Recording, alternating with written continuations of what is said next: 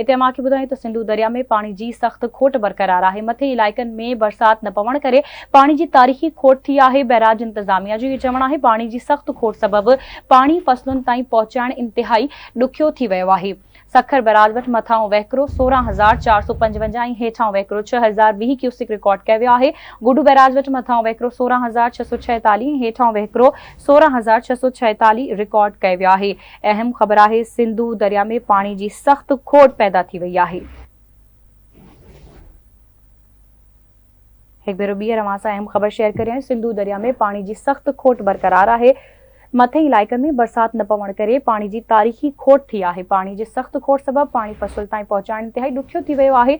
Sukkur barrage वटि मथां वहिकिरो 16,455 हेठां वहिकिरो 6,020 क्यूसिक रिकॉर्ड कयो वियो। गुडू बैराज वटि मथां वहिकिरो 16,646 क्यूसिक रिकॉर्ड कयो वियो आहे।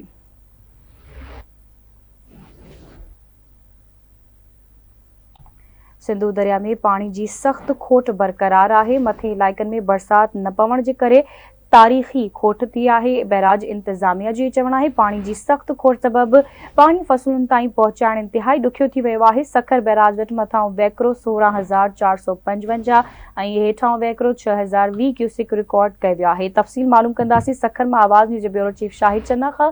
जी शाहिद। जी बिल्कुल, सिंधु दरिया में पानी की खोट बरक़रार है। पानी की खोट सबब गुडू ऐं सखर के केनालनि के पानी की फराहमी लाइ मुकम्मल तौर ते बंद रखियो वियो आहे। सखर बैराज जे साॼे पासे वारनि दादू केनाल, राइस ऐं नॉर्थ ईस्ट केनाल में पानी की फराहमी कुछ ॾींहंनि खां मुकम्मल तौर ते बंद पियल आहे। जॾहिं त खाॿे पासे वारनि केनालनि नारा केनाल में रुगो 4,400 क्यूसेक ऐं खेरपुर ईस्ट में 850, खेरपुर वेस्ट में 785 क्यूसेक पानी शोर थियो वियो आहे।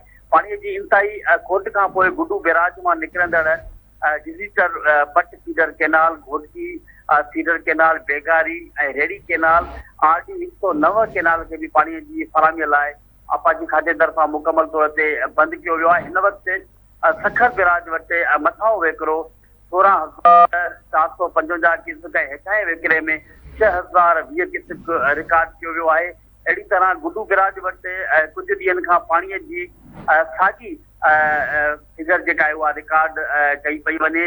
ऐं गुडू बैराज वटि हिन वक़्तु 16,646 क्यूसेक, जॾहिं त हेठे वेकिरे में बि 16,646 क्यूसेक जी पानी रिकॉर्ड कयो वियो आहे। कोटड़ी बैराज जी अगरि ॻाल्हि कजे त हुते मथां वेकिरे में 4,680 क्यूसेक, जॾहिं त डाउन में रुगो 195 क्यूसेक पानी शोर कयो वियो आहे। सखर बैराज इंतजामिया जो चवणु आहे त मथियनि इलाइक़नि में बरसात न पवण सबबि पाणीअ जी शदीद खोट थी आहे। पाणीअ जी खोट सबबि फसलनि ताईं पाणी पहुचाइण इंतिहाई ॾुखियो थी वेंदो। ठीकु आहे, मुंहिंजी महिरबानी अपडेट करण जे लाइ।